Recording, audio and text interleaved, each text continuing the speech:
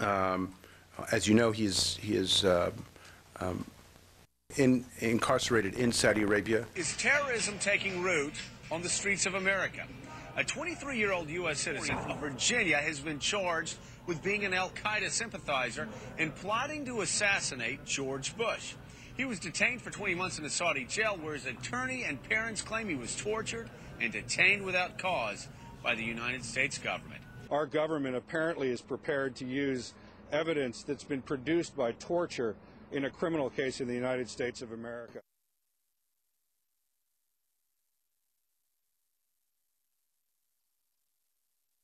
للرئيس الأمريكي جورج بوش حيث استحسنت أنا هذه الفكرة لأنها الأسهل، حيث أن الرئيس الأمريكي يخرج كثيرا لأماكن عامة، واتفقت أنا وعلي على أن يكون إما عن عدد من القناصين لا يقلون عن 3 يطلقون النار في وقت.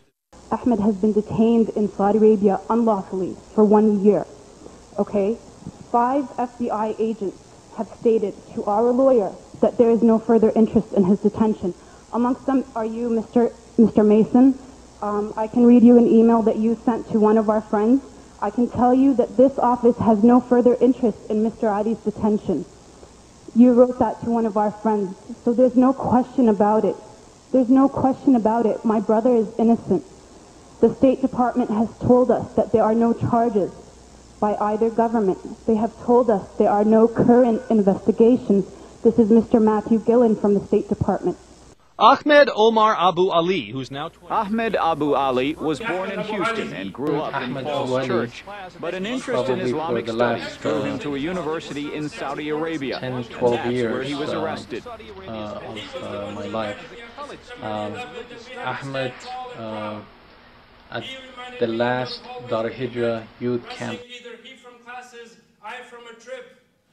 And he would say, and we remember rehearsing this verse from Surah Tawbah, لن يصيبنا إلا ما كتب الله لنا هو مولانا. Ahmed Abu Ali was born in Houston and grew up in Falls Church, but an interest in Islamic studies drew him to a university in Saudi Arabia. One thing I can never forget about Ahmed Abu Ali is the fact that he always used to smile, and how he was ready to help the community and serve the community in whichever way that he could. I became aware of your situation when your younger sister used to work for me on my current job with Fairfax County government. I have constantly thought about it, and it made me more aware of what Muslims go through, and I never thought that something like this would hit so close to home. I never thought in a million years that something like this would be basically, you know, right around the corner. It was fun. You know, he would always encourage us to be the first, to be the best, and, you know, everything we do, rather Islamic stuff or sports or anything else, he always encouraged us to be the best.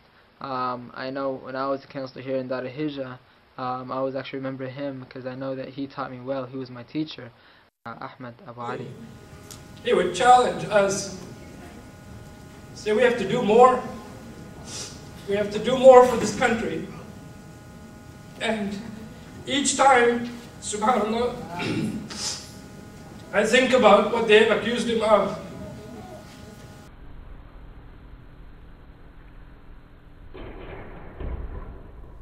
The jury returned a guilty verdict on all accounts. The judge decided to sentence Ahmed to 30 years in prison. In June 2007, Ahmed appealed his conviction, but the prosecutors cross-appealed to increase the sentence to life in prison.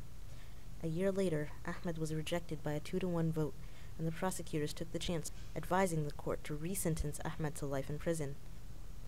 Today, Ahmed is in Colorado's maximum security prison, known to be the second worst corrections facility only after Guantanamo, where he spends 23 hours a day in solitary confinement and is only allowed correspondence and very limited, infrequent, and irregular visits with his family.